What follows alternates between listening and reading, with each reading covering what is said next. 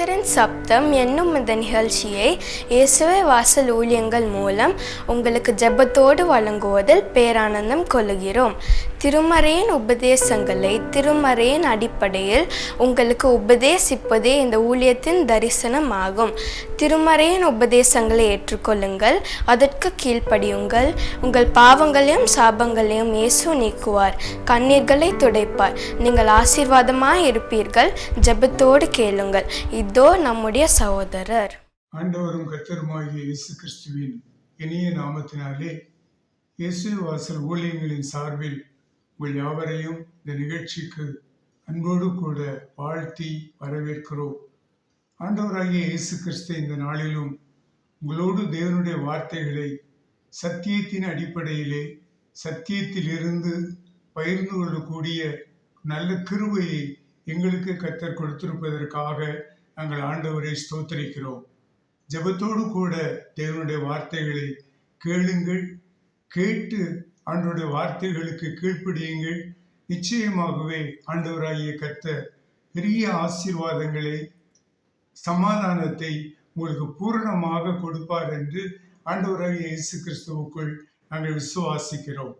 சென்ற முறை நான் பாக்கியவான்கள் என்ற தலைப்பிலே பேசின செய்தியை கேட்ட அநேகர் ஆத்மாவிற்கும் ஆவிக்கும் வாழ்க்கைக்கும் மிகவும் பிரயோஜனமாக இருந்தது என்று தொலைபேசி மூலமாக எங்களுக்கு செய்திகளை அனுப்பினார்கள். அப்படி தொடர்பு கொண்ட ஒவ்வொரு விசுவாசிகளையும் தேவதாசர்களையும் ஆண்டவராகிய இயேசு கிறிஸ்துவின் நாமத்தினாலே வாழ்த்துகிறேன். அதோடு கூட தொடர்ந்து இயேசு வாசல் ஊழியங்களுக்காகவும் கர்த்தருடைய வார்த்தைகளை பகிர்ந்து கொள்ளுகிற அடிமைக்காகவும் நீங்கள் ஜெபித்துக் கொள்ளும்படியாகவும் இயேசு கிறிஸ்துவின் நாமத்தில் அன்போடு நான் உங்களை கேட்டுக்கொள்கிறேன். இந்த நாளிலும் ஆண்டவராகிய இயேசு கிறிஸ்து வேதாகமத்திலே செய்திருக்கிற மலைப்பிரசங்கத்தின் 2வது செய்தியை நாம் தியானிக்க இருக்கிறோம். கடந்த செய்தியிலே ஆவியிலே எளிமை உள்ளவர்கள் என்கிற முதல் செய்தியை நாம் தியானித்தோம்.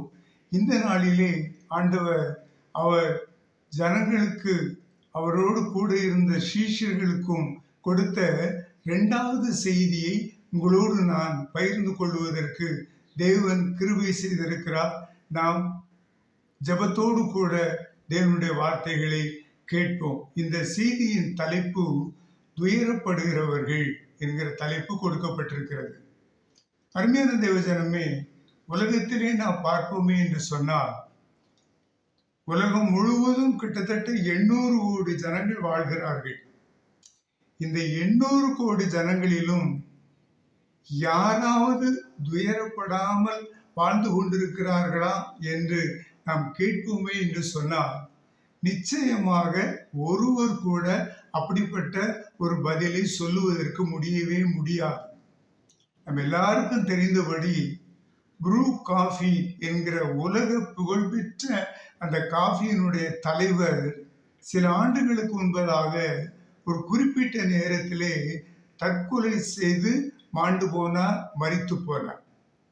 ஏனுங்கிற ரகசியம் இது மட்டிலும் பூரணமாக தெரியவே இல்லை. ஆனால் ஒன்றே ஒன்று அந்த செய்தியின் மூலமாக அறிய முடிந்தது. ஏதோ ஒரு துயரம், ஏதோ ஒரு கஷ்டம், யாரிடத்திலும் சொல்லக்கூடாத ஒரு கஷ்டம் அவருக்குள்ளே இருந்திருக்கிறது. அதை அவர் யாரிடமும் சொல்லாமல் மரித்து போனார் என்பதுதான் செய்தியாகும். இது போல ஒவ்வொரு நாளும் செய்தித்தாள்களிலே, ஊடகங்களிலே அநேக ஜனங்கள் மரித்து போனார்கள், தற்கொலை செய்து மரித்து போனார்கள் என்கிற செய்தி வந்து கொண்டே இருக்கிறது.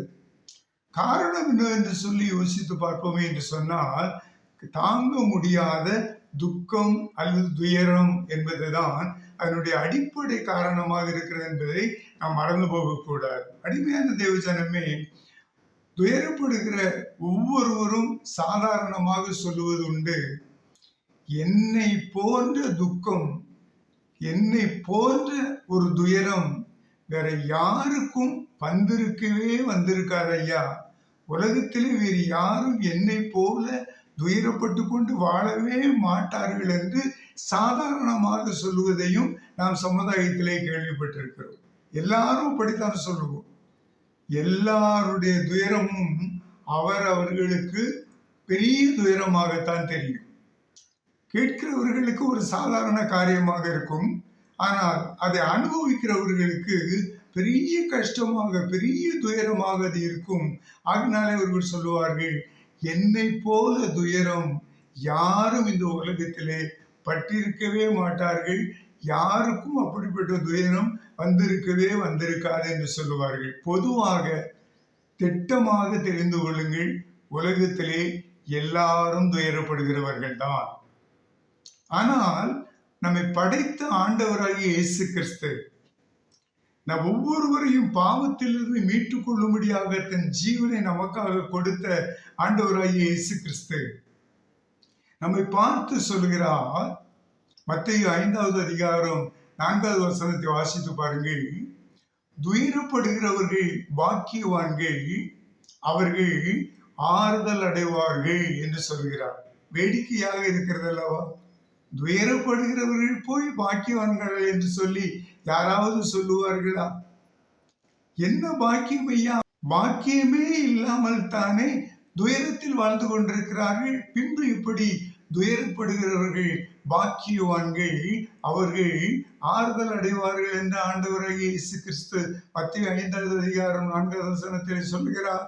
சற்று சிந்தித்து பார்ப்போம். துயரம் என்பது 2 வகையாக இருக்கிறது. ஒன்று உலக பிரகாரமான வாழ்க்கையிலே சரீரத்திலே ஏற்படுகிற துயரம். வியாதியினாலே துயரம் ஏற்படலாம், குடும்ப வாழ்க்கையில் உள்ள பிரச்சனையினாலே துயரம் ஏற்படலாம், சமுதாயத்திலே எழும்புகிற பற்பல வகையான நெருக்கங்களினாலே துயரம் ஏற்படலாம், கடன் பிரச்சனையினாலே துயரம் ஏற்படலாம். இப்படி பல வழிகளிலே மனிதனுக்கு சரீரத்திலே துயரம் ஏற்படுவதற்கு வாய்ப்பு இருக்கிறது. இப்படிப்பட்ட மனிதர்கள் எல்லாரையும் பார்த்து ஆண்டவர் சொல்கிறார், ஒருவேளை நீங்கள் வியாதியோடு இருக்கலாம், ஒருவேளை நீங்கள் பிசாசின் பிடியிலே பிடிக்கப்பட்டு அதிக துயரத்தோடு வாழ்ந்து கொண்டிருக்கலாம், ஒருவேளை தலைக்கு மிஞ்சினே கடன் பாரத்தினாலே நீங்கள் துயரத்தோடு வாழ்ந்து கொண்டிருக்கலாம். எப்படி வாழ்ந்து கொண்டிருந்தாலும் சரி, ஆண்டவராய் இயேசு உங்களை பார்த்து சொல்கிறார், நீங்கள் பாக்கியவான்கள். வியாதிப்பட்டிருக்கிற நீங்கள் பாக்கியவான்கள். பிசாசினால் துயரப்படுகிற நீங்கள், பிசாசினால் நெருக்கப்படுகிற நீங்கள் துயரப்பட்டு வாழ்கிறபடியினாலே ஆண்டவராய் இயேசு உங்களை பார்த்து சொல்கிறார், நீங்கள் பாக்கியவான்கள். எத்தனை அருமையான ஆசீர்வாதம் பாருங்கள் ஐயா. தலைக்கு மேல் கடன் இருக்கிறது. வட்டி கடைக்காரன் மாறி மாறி வந்து கேட்கிறான், கடனை கொடு என்று சொல்லி. தாங்க முடியவில்லை, என்ன செய்வது? கஷ்டமாக இருக்கிறது, துக்கமாக இருக்கிறது. உங்களை பார்த்து இயேசு சொல்கிறார், துயரப்படுகிற நீங்கள் பாக்கியவான்கள் என்று சொல்லி. அருமையான தேவ ஜனமே, நீங்கள் ஆண்டவராகிய இயேசு கிறிஸ்துவை இந்த சூழ்நிலைகளில் எல்லாம் விசுவாசிக்கும் பொழுது, விசுவாசித்து அவரை சொந்த இரட்சகராக ஏற்றுக்கொள்ளும் பொழுது, துயரங்களை எல்லாம் ஆண்டவர் உங்களை விட்டு அகற்றி உங்களை பாக்கியவான்களாக வாழ வைக்கிற ஒரு தேவனாக இருக்கிறார். ஒரு காரியத்தை வேதாகமத்தில் இருந்து இதற்கு எடுத்துக்காட்டாக நான் உங்களுக்கு சொல்ல ஆசைப்படுகிறேன். மத்தேயு எழுதின சுவிசேஷம் 8வது அதிகாரத்தை எடுத்து வைத்துக் கொள்ளுங்கள். அந்த அதிகாரத்திலே 2-3 வசனங்களை வாசித்து பாருங்கள். இயேசு கிறிஸ்துவை ஒரு குஷ்டரோகி சந்திக்கிறார். சந்தித்த மாத்திரத்திலே இயேசு கிறிஸ்துவிடத்திலே அவர் சொல்லுகிறார், ஆண்டவரே, உமக்கு சித்தமானால் என்னை சுத்தமாக்க சுகமாக்க உம்மால் ஆகும் என்று இயேசு கிறிஸ்துவிடத்திலே ஒரு விண்ணப்பம் வைக்கிறார். நாமும் வியாதியோடு கூட, பலவீனத்தோடு கூட, சரீர வலிகளோடு கூட, தலை வலியோடு கூட, தீராத வியாதியோடு கூட, மருத்துவர்களால் கைவிடப்பட்ட நிலையிலே ஆண்டவரை நோக்கி பார்த்து கொண்டிருக்கிறீர்களா? கவலைப்படாதிருங்கள். மருத்துவர்கள் கைவிட்டு இருக்கலாம், வியாதியை மருத்துவரிடத்தில் காண்பித்து சிகிச்சை பெறுவதற்கு பணம் இல்லாமல் இருக்கலாம். ஆண்டவரை நோக்கி பாருங்கள். அந்த குஷ்டரோகிக்கு அப்படித்தான் நேர்ந்தது. எல்லாரும் கைவிட்டார்கள். பணம் இல்லை, வைத்தியம் பார்ப்பதற்கு முடியவில்லை. இயேசுவை சந்தித்தான், இயேசுவை நோக்கி பார்த்தான், இயேசுவிடத்திலே ஜெபித்தான். இயேசுவே, உமக்கு சித்தமானால் என்னை சுத்தமாக்க உம்மால் ஆகும் என்று விசுவாச அறிக்கையோடு கூடிய ஒரு ஜெபத்தை செய்தான். இந்த வசனத்தை நன்றாக கவனிக்க வேண்டும்.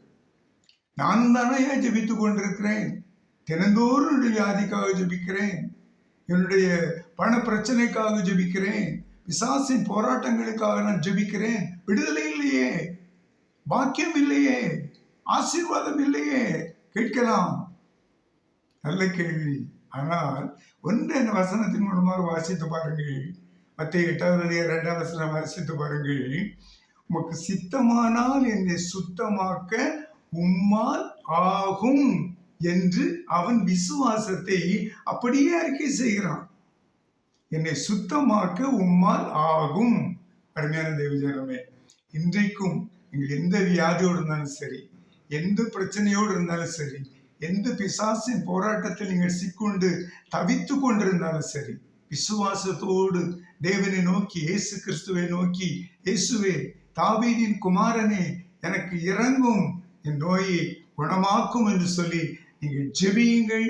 ஆண்டவராய் இயேசு உங்களுடைய விசுவாசத்தை கண்டு இப்பொழுதே உங்களுடைய நோய்களை, உங்களுடைய பலவீனங்களை, உங்களுடைய கஷ்டங்களை, உங்களுடைய கடன் பிரச்சனைகளை, உங்களுக்கு இருக்கிறதான பற்பலவகையான பிசாசின் போராட்டங்களில் இருந்து இப்பொழுதே இயேசு உங்களுக்கு விடுதலை கொடுக்கிற தேவனாக இருக்கிறார். இந்த 3வது வசனத்தை வாசித்து பாருங்கள்.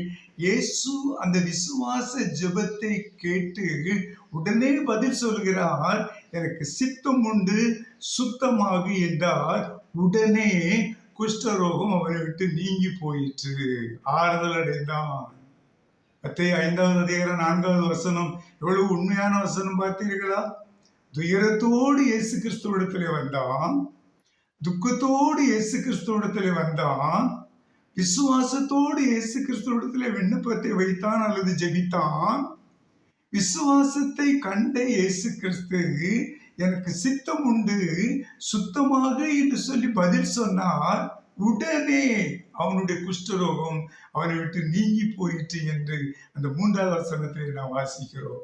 அருமையான தேவஜனமே, துக்கத்தோடு வந்த அந்த குஷ்டரோகி இயேசு கிறிஸ்துவிடத்திலே ஆறுதலை பெற்றான். இன்றைக்கு இப்பொழுது நீங்கள் எந்த சூழ்நிலையிலே இயேசு கிறிஸ்துவிடத்திலே துக்கத்தோடு கண்ணீரோடு அமர்ந்திருந்து முழங்கால்களை ஊன்றி இயேசுவை நோக்கி நீங்கள் ஜெபிக்கிறீர்களோ, நிச்சயமாக ஆண்டவராய் இயேசு மத்தேயு 5:4 சொன்னது போல உங்களுடைய துக்கத்தை மாற்றி உங்களுக்கு ஆறுதல் கொடுக்கிற ஒரு தேவனாக இருக்கிறார்.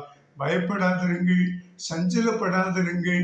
அற்புதத்தை ஆண்டவராய் இயேசு கிறிஸ்துவிடத்திலே விசுவாசத்தோடு குஷ்டரோகியை போல இப்பொழுது பெற்றுக்கொள்ளுங்கள். நீங்கள் ஆசீர்வாதமாக வாழும்படியான வாழ்க்கையை கர்த்தர் உங்களுக்கு கட்டளையிடுகிறார். 2வதாக நான் இந்த ஆவிக்குரிய காரியத்தை கடந்த செய்தியிலே பேசின பொழுது பேசினேன். நம்முடைய சரீரத்திற்குள் ஆத்துமா என்கிற காணக்கூடாத வேறொரு பகுதி நமக்குள்ளே தேவனால் வைக்கப்பட்டிருக்கிறது என்று சொல்லி சொன்னேன். காணக்கூடாத ஒரு ஆத்துமா, ஆனால் உணர்வுள்ள, உயிர் உள்ள, ஆவி உள்ள ஒரு ஆத்துமா. இந்த ஆத்துமாவும் அநேக வேளைகளிலே துயரப்படுகிறது. எப்பொழுது என்று சொன்னால், தேவனுக்கு விரோதமாக பாவம் செய்யும் பொழுது. யாரை வேண்டுமானாலும் எடுத்து பாருங்கள், தவறு செய்தவர்கள், குற்றம் செய்தவர்கள், பாவம் செய்தவர்கள் யாரும் சந்தோஷமாக இந்த பூமியிலே வாழ்வதாக நீங்கள் பார்க்கவே முடியாது. ஒருவேளை கடவுளே இல்லை என்று சொல்லுகிறவர்கள் எல்லாம் சந்தோஷமாக, சமாதானமாக, ஆசீர்வாதமாக, பாக்கியவான்களாகத்தானே ஐயா இருக்கிறார்கள் என்று ஒரு கேள்வியை நீங்கள் இப்பொழுது எழுப்பலாம். உண்மைதான்.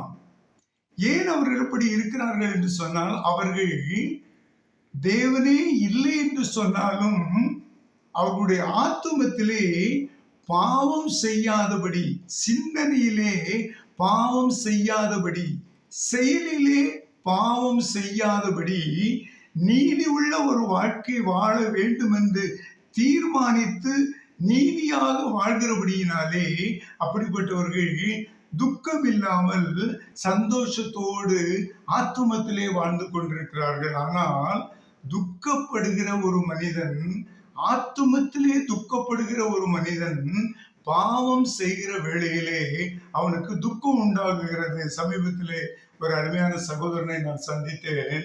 அவன் சொன்னான், நான் ரட்சிக்கப்பட்டவன் தான், ஆனால் கடந்த நாட்களிலே ஏதோ ஒரு சந்தர்ப்பத்தில் ஒரு பெண்ணை நான் இச்சையோடு பார்த்து விட்டேன். பார்த்து அந்த காரியத்தை அடுத்த நிமிஷம் நான் யோசித்து பார்க்கும் பொழுது, மத்தேயு சுவிசேஷத்திலே ஆண்டவராகிய கர்த்தர் ஒரு பெண்ணை இச்சையோடு பார்த்தார், நீ அவளோடு பாவம் செய்த ஆயிற்று என்று சொல்கிறாரே, ஐயோ நான் பாவம் செய்து விட்டேன் என்று புலம்ப ஆரம்பித்தேன். ஒரு வார காலமாகிறது அங்கு. இன்று மட்டிலும் எனக்கு மனதிலே சமாதானம் இல்லை. இன்று மட்டிலும் எனக்கு மனதிலே துக்கம் இருக்கிறது. இன்று மட்டிலும் நான் துயரத்தோடு வாழ்கிறேன். நான் என்ன செய்வது என்று சொல்லி கேட்டான். அவன் ரட்சிக்கப்பட்ட ஒரு கிறிஸ்தவனாக இருந்தபடியினாலே அவனுக்கு நான் லூக்கா சுவிசேஷம் 15வது அதிகாரம் 11வது வசனம் முதல் 24வது வசனம் வரையிலும் உள்ள அந்த கெட்ட குமாரனுடைய கதையை திரும்பவுமாக அவனுக்கு ஒரு விஷயம் விளக்கி சொன்னேன். அந்த சம்பவத்தில் நாம் என்ன பார்க்கிறோம்? ஒரு தகப்பனுக்கு 2 குமாரர்கள் இருக்கிறார்கள். ஒருவன் தன்னுடைய தகப்பனை பார்த்து, எனக்கு உண்டானதை எல்லாம் பிரித்து கொடுங்கள் என்று சொல்லி கேட்கிறான். அந்த இளைய குமாரன் அதை கேட்டு தகப்பனிடத்தில் பெற்றுக்கொண்டு தூர தேசத்திற்கு தகப்பனை விட்டு விலகி போய்விடுகிறான். பார்த்தீர்களா? ஆண்டவராகிய இயேசு கிறிஸ்துவை விட்டு எந்த நொடியில் நாம் விலகுகிறோமோ அந்த நொடியில் நம்முடைய ஆத்துமத்திலே துயரம் வந்துவிடும், துக்கம் வந்துவிடும். என்னோடு கூட பேசிக்கொண்டிருந்த வாலிபனுக்கு அதனாலே தான் இருதயத்திலே ஆத்துமத்திலே ஒரு துக்கம் ஏற்பட்டது. தேவனை விட்டு விலகி ஒரு செகண்ட் ஒரு பெண்ணை இச்சையோடு கூட பார்த்தான், அவ்வளவுதான். பாவம் செய்து விட்டான். ஆத்துமத்திலே துயரம் உண்டாயிற்று, துக்கம் உண்டாயிற்று. ஒரு வார காலமாகுது, நிம்மதி இல்லை. தேவனை விட்டு தூரம் போன நீ யாராக இருந்தாலும் நிம்மதியாக வாழ முடியாது, சந்தோஷமாக வாழ முடியாது. ஒரு பிள்ளை தகப்பனை விட்டு விலகி போனால் எப்படி சந்தோஷமாக வாழ முடியும் யோசித்து பாருங்கள். எத்தனையோ குடும்பங்களை நான் பார்க்கிறோம். பெற்றோர்களை விட்டு சண்டை போட்டு விட்டு பிள்ளைகள் தூர இடங்களுக்கு போய்விடுகிறார்கள், அல்லது வேறு பட்டணங்களுக்கு போய்விடுகிறார்கள், அல்லது வேறு ஊர்களுக்கு போய்விடுகிறார்கள். ஆனால் அவர்கள் சந்தோஷமாக வாழ்கிறார்களா? இல்லை. பெற்றோர் சந்தோஷமாக வாழ்கிறார்களா? இல்லை. பிரிவினை என்பது நம்மளுடைய ஆத்துமத்திலே துக்கத்தை உண்டாக்குகிறது என்பதை மறந்து போய்விடக் கூடாது. தகப்பனை விட்டு பிரிந்து போனால் துக்கம் உண்டானது. ஏன் அவன் அதிகமாக துக்கப்பட்டான் என்று சொன்னால், சாப்பிடுவதற்கு கூட அவனுக்கு ஆகாரம் கிடைக்கவில்லை. அப்பொழுது அவன் யோசிக்கிறான் தன்னுடைய தகப்பனுடைய வீட்டை குறித்து. லூக்கா 15வது அதிகாரம் 17வது வசனத்தில் வாசித்து பார்ப்பீர்கள் என்று சொன்னால் அது உங்களுக்கு தெரியும். தவிடு கூட, பன்றிகளுக்கு கொடுக்கிற தவிடு கூட இவனுக்கு சாப்பாட்டிற்காக கிடைக்கவில்லை. அப்பொழுதுதான் யோசிக்கிறான், ஐயோ என் தகப்பன் வீட்டில் வேலைக்காரர்கள் எத்தனை திருப்தியாக சாப்பிடுகிறார்கள். யோசித்து பாருங்கள். நான் ரட்சிக்கப்பட்ட பொழுது, நான் ரட்சிக்கப்பட்டு இயேசு கிறிஸ்துவோடு கூட வாழ்ந்து கொண்டிருந்த நிலையிலே இவ்வளவு சந்தோஷமாக வாழ்ந்தேன். என்னோடு கூட ரட்சிக்கப்பட்ட நண்பர்கள் எவ்வளவு சந்தோஷமாக இயேசு கிறிஸ்துவோடு கூட வாழ்கிறார்கள். நான் பாவம் செய்தபடியினாலே இப்படிப்பட்ட துக்கத்திற்கு, துயரத்திற்கு உள்ளானேனே என்று நீங்கள் ஒரு விசை யோசித்து பார்க்க வேண்டும். அந்த இளைய மகன் அதை யோசித்தான். என் தகப்பன் வீட்டில் வேலைக்காரர்கள் எல்லாம் எவ்வளவு சந்தோஷமாக இருக்கிறார்கள். இயேசு கிறிஸ்துவோடு கூட இருந்தால் நீ எங்கே இருந்தாலும், எந்த சூழ்நிலையில் இருந்தாலும், எப்படிப்பட்டவனாய் இருந்தாலும் சந்தோஷமாக இருக்க முடியும். அப்படியே யோசித்துக் கொண்டே இருந்து விட்டால் நமக்கு அந்த துக்கம் நீங்கி சந்தோஷம் வந்து விடாது. ஒரு நாளில் ரட்சிக்கப்பட்டேனே, ஒரு நாளில் பரிசுத்தாவின் அபிஷேகத்தை பெற்றேனே, ஒரு நாளில் கர்த்தருக்கு ஊழியம் செய்தேனே, ஒரு நாளில் அங்கே ஓடி இங்கே ஓடி சுவிசேஷத்தை அறிவித்தேனே, அப்படி யோசித்துக் கொண்டிருந்தால் சந்தோஷம் வராது. உடனே தீர்மானிக்க வேண்டும். லூக்கா 15 அதிகாரத்தை தொடர்ந்து நீங்கள் 24வது வசனம் வரையிலும் கொஞ்சம் அமைதியாக இருந்து வாசித்து பாருங்கள். அந்த இளைய மகன் தீர்மானிக்கிறான், யோசிக்கிறான். இரண்டாவதாக அவன் தீர்மானிக்கிறான், நான் என் தகப்பனிடத்திற்கு போவேன், என் தகப்பனிடத்திலே போய் நான் செய்தது எல்லாம் பாவம்தான் என்று சொல்லுவேன் என்று இருதயத்திலே தீர்மானிக்கிறான். அருமையான தேவ ஜனமே, எனக்கு அருமையான வாலிபனே, எனக்கு அருமையான வாலிப சகோதரனே, எனக்கு அருமையான தாயே தந்தையே, யாராக இருந்தாலும் சரி, ஒரு விசை நீங்கள் செய்த பாவம் என்ன என்று யோசித்து தேவனை விட்டு விலகி போனதினால் நான் துயரங்களை அனுபவிக்கிறேன் என்பதை சிந்தித்து பார்த்து, இப்பொழுது எந்த இடத்திலே நான் தேவனை விட்டு விலகினேன் என்பதை சிந்தித்து தேவனோடு இருந்த காலங்களில் இருந்த சமாதானத்தை சந்தோஷத்தை நான் பெற்றுக்கொள்வதற்கு நான் என் தந்தையின் இடத்திலே, என் தகப்பனிடத்திலே, என் தகப்பனாகிய இயேசு கிறிஸ்துவிடத்திலே செல்லுவேன் என்று இப்பொழுது யோசியுங்கள், இப்பொழுது தீர்மானியுங்கள். நிச்சயமாக உங்களுடைய வாழ்க்கையிலே, உங்களுடைய ஆத்துமத்திலே இருக்கிற துக்கம் நீங்கி, துயரம் நீங்கி சந்தோஷத்தை பெற்றுக் கொள்வீர்கள். சரி ஐயா, தீர்மானித்து விட்டால் மட்டும் போதுமா?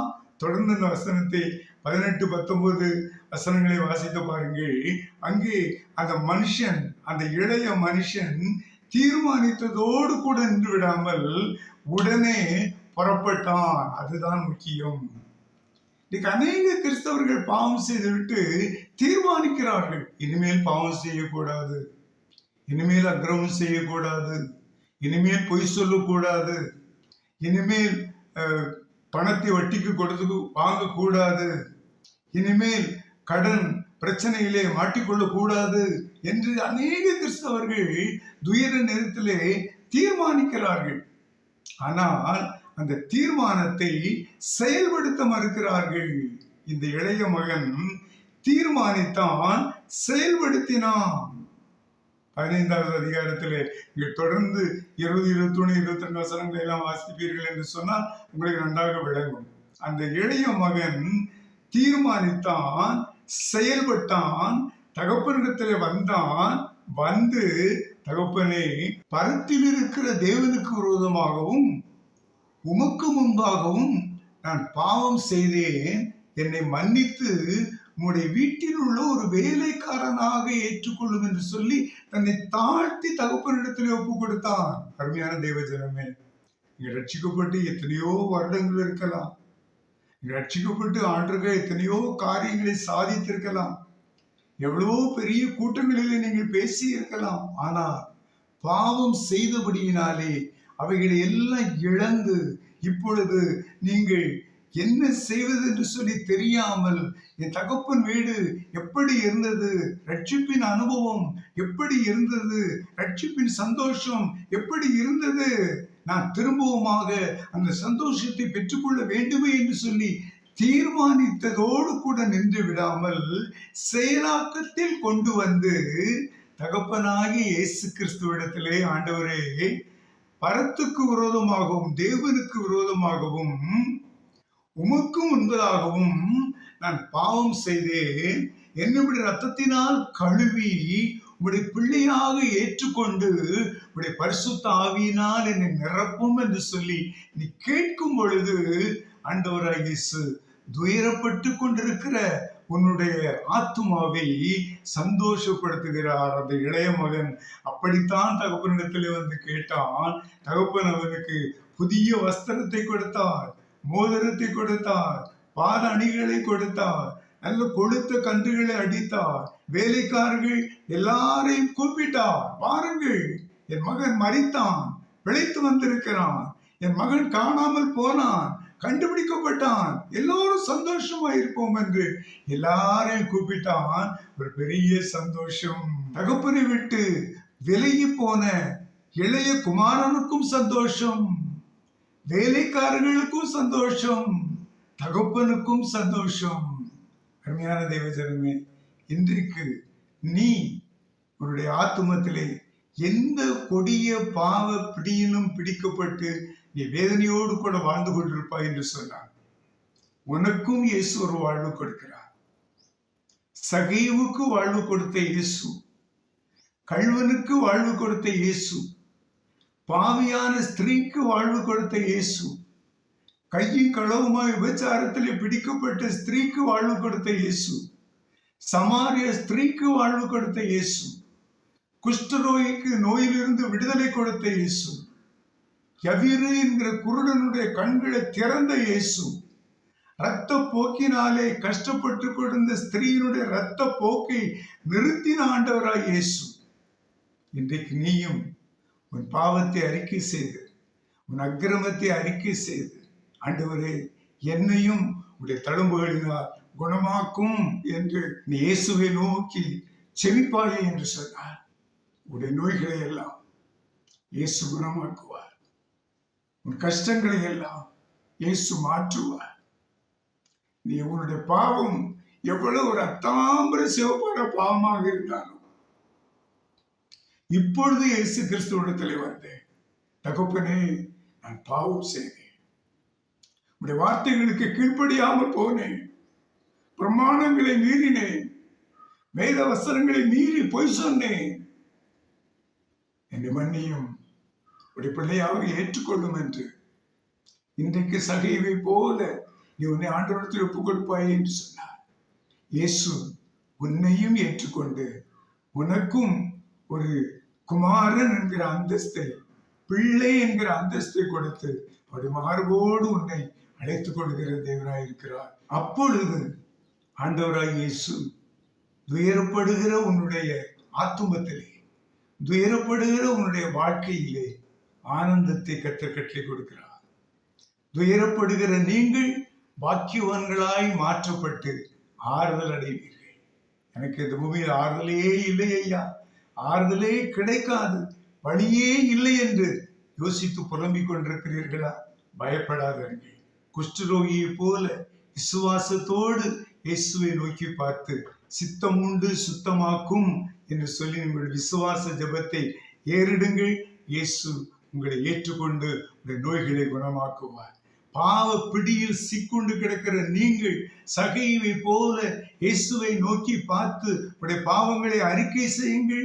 சகைவுக்கு மன்னித்தது போல இளைய குமாரனுடைய குற்றங்களை மன்னித்து அந்த தகப்பன் ஏற்றுக்கொண்டது போல இயேசு உங்களையும் இப்பொழுது ஏற்றுக்கொள்வதற்கு ஆயத்தமாக உன்னை எதிர்பார்த்து கொண்டிருக்கிறார். வந்து அன்றைய கரங்களில் உன்னை ஒப்பு கொடுத்து உன்னை தாழ்த்தி இயேசு கிறிஸ்துவிடத்திலே பாவங்களை அறிக்கையிட்டு ஜெபிப்பாயா?